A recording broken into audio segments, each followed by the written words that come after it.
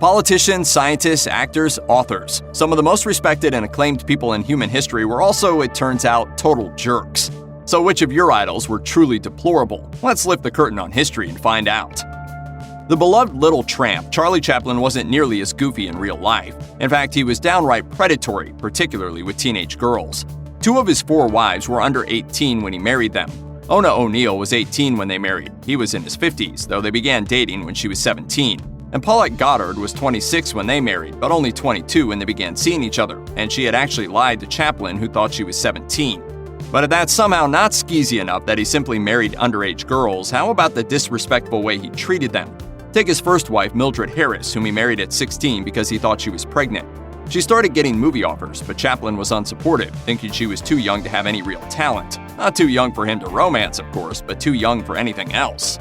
Then there's Leda Gray, whose poor treatment at Chaplin's hands was documented in her 1927 divorce papers. 35-year-old Chaplin impregnated Gray when she was 16 and quickly suggested an abortion. When that didn't happen, he married her, but treated her terribly. According to the LA Times, he would cheat on her with other young actresses, called her lowly born and greedy, paid little attention to their children, and would demand, as she put it, quote, revolting, degrading, and offensive acts in the bedroom, some of which were illegal at the time in California. Doesn't seem quite so funny now, huh? Queen Victoria had 9 children and 42 grandchildren, but Victoria was not maternal. For starters, she hated being pregnant. It interfered with her ability to rule, and according to the BBC, she experienced postnatal depression. She also wrote that she found babies ugly, all of which is fine, except she took it out on her kids. Ironically, the child she treated the worst was the one that she most needed as queen. The future Edward VII was a huge disappointment to both his parents because he struggled with his father Prince Albert's strict education system. The BBC reported that Victoria also mocked his appearance and intellect. Worse, after Albert died shortly after visiting Edward, she blamed Edward for her beloved husband's death. She refused to involve him in matters of state, writing, quote, I never can or shall look at him without a shudder. Her other children didn't fare much better. Victoria either ignored them or was unbearably controlling, trying to prevent them from leaving home. She banned her youngest daughter Beatrice from marrying, stopped speaking to her when she did, and eventually made the newlyweds live with her. She sent spies to monitor her grown children's activities, interfered with their parenting decisions, and called Vicky's pregnancy, quote, horrid news. Talk about being a helicopter parent, before helicopters were even invented. The life of beloved author Charles Dickens has been highly romanticized by Hollywood, but in reality, Dickens was very much a Scrooge in his own personal life. What do you think of when I say the word darkness? Dickens married Catherine Hogarth, the daughter of his editor George Hogarth, in 1883, and they ultimately had 10 children together. But far from being a fan of kids, Dickens didn't want them because it cost too much money. Somehow, he blamed his wife for having the kids, as though he had, nothing to do with it, and by the 1850s, he was stepping out on her.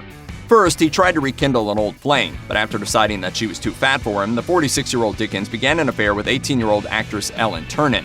In what may have been an attempt to clear the decks for his new lady, Dickens went so far as to try and have his wife sent to a mental asylum, despite the fact that she was in full command of her faculties. That incredibly cruel plan failed. Instead, she found out about the affair and the two separated. She was sent off to live with family members, while it's believed that Ternan secretly moved in with Dickens. Mastering relativity doesn't make you an expert at relationships. Albert Einstein was a legend in the lab, but a misery at home. Einstein's relationship with his first wife, Mileva Marvich, started out like the kind of love story that gets turned into a glossy Hollywood biopic. They met in college, where she was the only female physics student, fell in love, and had a family. All good so far, but in 1912, Einstein began an affair with his cousin Elsa. He was cruel about Marich in letters, describing her as, quote, an employee whom I cannot fire. In July 1914, Einstein wrote a list of demands for Marich, including doing his laundry, cooking his meals, and expecting, quote, no affection from me. They separated that year, and Marich had a breakdown. Einstein and Elsa married in 1919, the year his theory of general relativity was published. Einstein continued to have affairs throughout his second marriage. Marich's relationship with Einstein also cost her her own promising career in physics. After they married, it was expected that she would focus her attention on being a housewife and mother, and she was forced to drop her research, though some scholars believe she was heavily involved in Einstein's work behind the scenes, even though her husband took all the credit. Slavery has been called America's original sin, and one of the original sinners was founding father Thomas Jefferson. Although he publicly claimed to oppose slavery, he personally was responsible for over 600 people he kept in bondage. He needed their free labor to provide the resources to allow him to become a big-time politician after all. Jefferson only freed 7 of those enslaved people, and they were freed for a very specific reason. They were all related to Sally Hemings, an enslaved woman who historians believe was the mother of 6 of Jefferson's children. Speaking of moral depravity then, it should be noted that not only was she enslaved and therefore legally unable to refuse any advances made by her owner, but she was just 14 at the time it's believed their physical relationship began. He was in his 40s and a widower. And oh, by the way, his deceased wife was Sally Hemings' half-sister, so just in case this wasn't gross enough. Yes, he's one of America's founding fathers, but Jefferson's slaveholding and personal abuse of power are as much a part of his history as his achievements. Check out one of our newest videos right here, plus even more grunge videos about your favorite stuff are coming soon. Subscribe to our YouTube channel and hit the bell so you don't miss a single one.